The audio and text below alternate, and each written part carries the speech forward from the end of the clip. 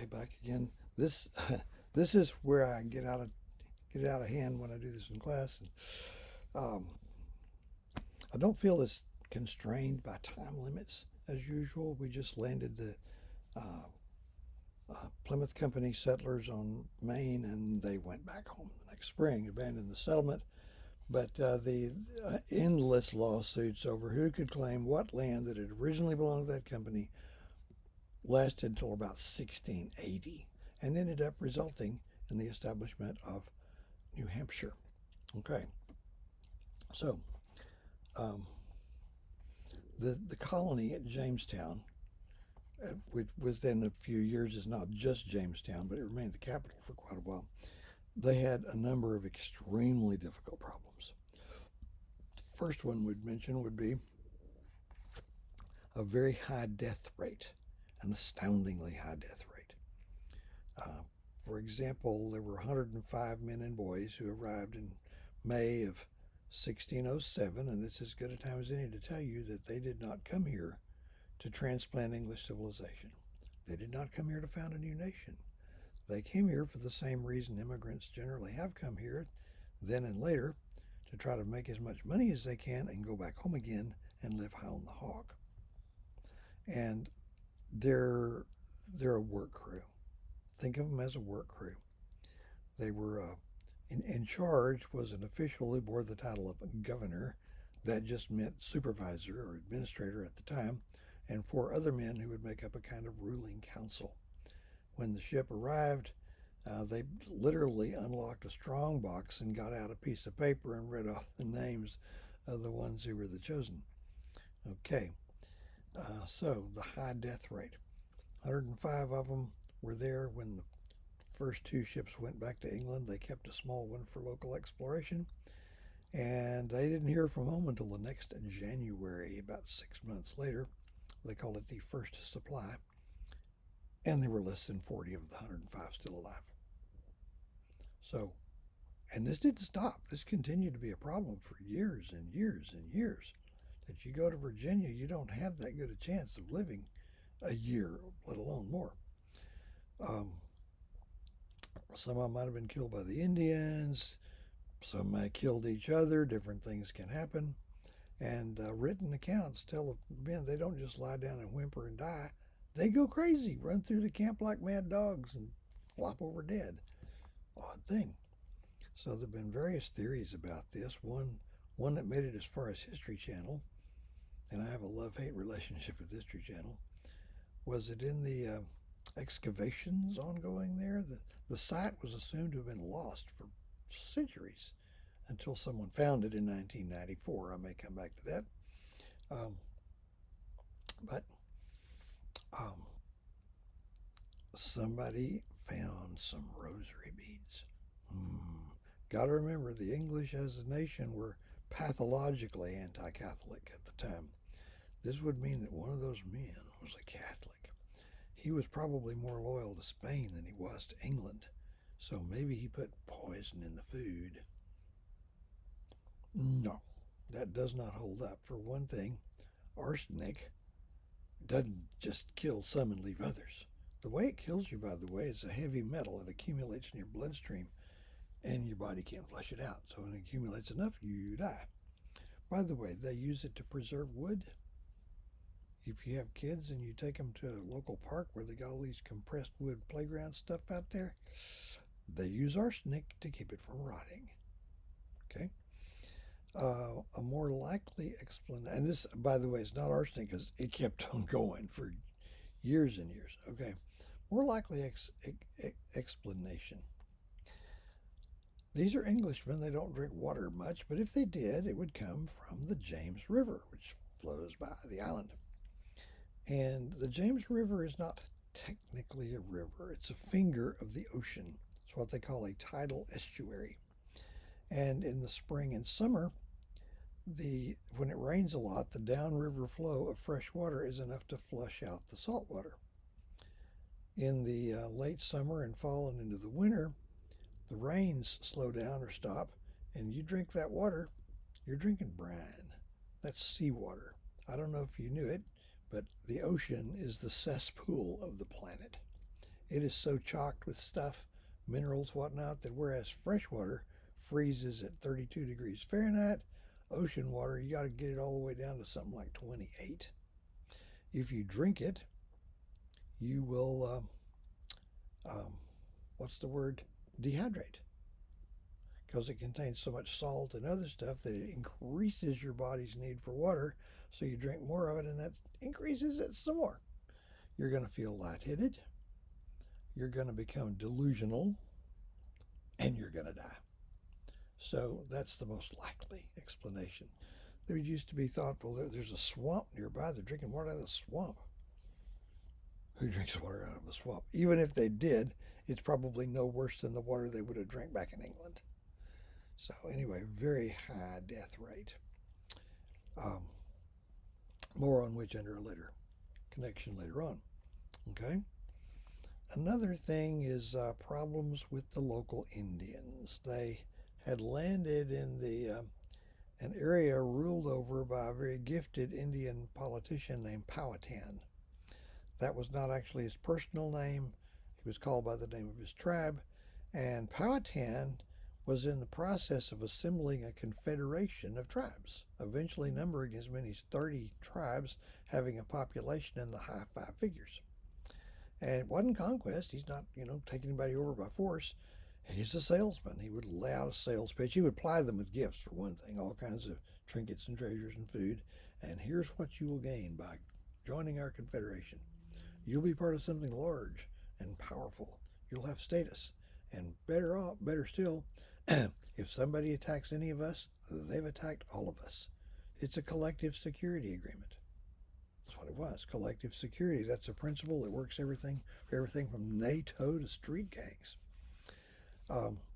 Anyway, so they're in the purview of Powhatan. His first take on these guys, and they're probably not the first Europeans he's seen, to be honest, was that they were boorish, they were ill-mannered, they showed no respect, and they're literally the ugliest human beings he'd ever seen. Indians, for whatever genetic reason there may be, are unable to grow beards. So the sight of bearded men was unfamiliar to them and apparently revolting. So Powhatan's first impulse was just to cleanse the world of this scum and just wipe them out, which he could easily have done. But on second thought, hold the phone. These guys they're ready to do deals. And the Indians love that. Indians all over North America, they love swapping things and trading things. The English, they've got bangles and beads you can hang around your neck. They got steel-bladed knives. They got cook pots. They got firearms. They're cumbersome and slow and inaccurate, but they do make a wonderful sound when you pull the trigger. And they've got liquid that comes in bottles and will do strange things to your frame of mind. They don't call it firewater for nothing. The only Indians in all of the Americas who had figured out how to brew beverage alcohol were some Indians down in what's now northern Mexico, who were making some kind of brew out of cactus plants called pulque. Probably won't find it at a package store, and you'd regret it if you did. So, to this day, the alcoholism rate among Indians is twice what it is the rest of the population. They have no defense. All of us, whether we're drinkers ourselves or not, we're descended from hundreds of generations of drinkers, and that's gonna tend over time to weed out the people who are most vulnerable, but not all, of course. So Powhatan makes the bad decision of allowing the English to survive and hopes there's more of this stuff where that came from. Okay, and the relations with the Indians are back and forth. Okay, sometimes they're friendly, sometimes they're hostile. There's a person who enters the picture pretty early, a young girl, pre-teenage girl. Her name was, okay, her grown-up name was Sacagawea. No, that's another person. Her grown-up name, I forgot what that was. Pocahontas. Powhatan had numerous wives and about 50 children, and Pocahontas was his favorite child. According to accounts, she was very intelligent, pretty, lively young girl. And where she enters the story is an account that John Smith gave. I haven't identified John Smith, have I? I am scrambling this up. Let me pause and tell you about John Smith, which takes us into another problem, which they didn't have much food to eat. They thought the reason they got all the bangles and beads is to buy food from the Indians. That was the plan. The plan was not that they would raise food. That takes too much of their time. They won't be able to find anything they can sell back in England. So they'd buy stuff from the Indians. That might have worked. Nothing really wrong with the plan, except we know now that the year they showed up was the beginning of the worst drought in 700 years in that part of America. So the Indians don't have food to spare. But with people dying off, a 27-year-old ex-soldier of fortune who was on the ruling council simply stepped up and took charge. He bore the most generic name in the English language, John Smith. But in his military career, he had acquired the rank of captain, so Captain John Smith, that's memorable. He took charge. He enforced a rule. Those who don't work are not going to eat. That's actually biblical. So they managed to scratch out enough food to survive through the winter if company didn't come, and then, of course, company came.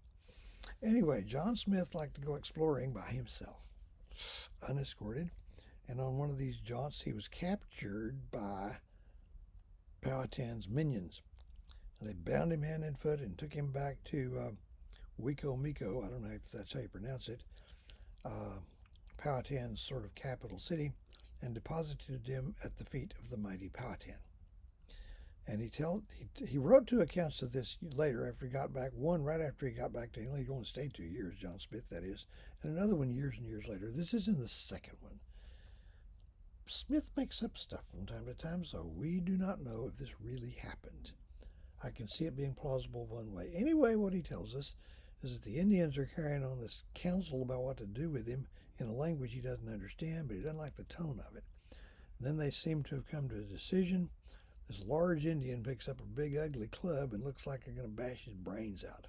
Whereupon, Powhatan's favorite daughter, Pocahontas, ran out and cradled John Smith's head with her body and said something along the lines of, "Daddy, can I keep him?" So Powhatan relented. They untied him and let him go. I can see that being plausible one way. That is, if it was staged from the beginning. They're acting it out.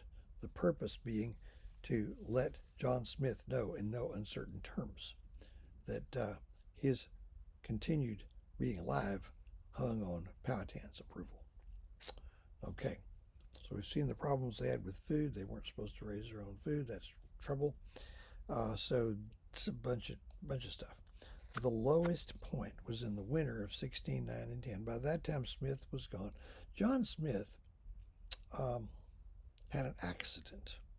The men carried their black powder for their firearms in pouches slung from their belts. His ignited while he was wearing it. Seriously burned. Went back to England, never returned to Virginia, to Jamestown at least, and summed up his experience here in 4 choice words. It was a misery, a ruin, a death, a hell. Okay. The winter 16, 9, and 10 has always been known as the starving time. Relations with the Indians had gone seriously sour, and when winter set in, there's somewhere around 400 Englishmen and a handful of English women who are basically confined to the walls of the fort because the Indians are out there laying siege. To show yourself outside the gate is to risk immediate death. So they got to survive the winter, and most of them didn't. They just ate whatever they could find. There's a written account, which I included in the supplements. You know, they ate dogs, they ate cats, they ate, there's a horse that died one time, they ate part of that. And if they'd already died, they ate each other. They caught one man who had actually killed his wife for the purpose of eating her, and he had her dressed down and powdered up, was ready to start cooking. So they burned him at the stake, and probably ate him, we don't know. Anyway, from 400 or so, when the spring came and the Indians left to go do their hunting, there were 60-something still alive.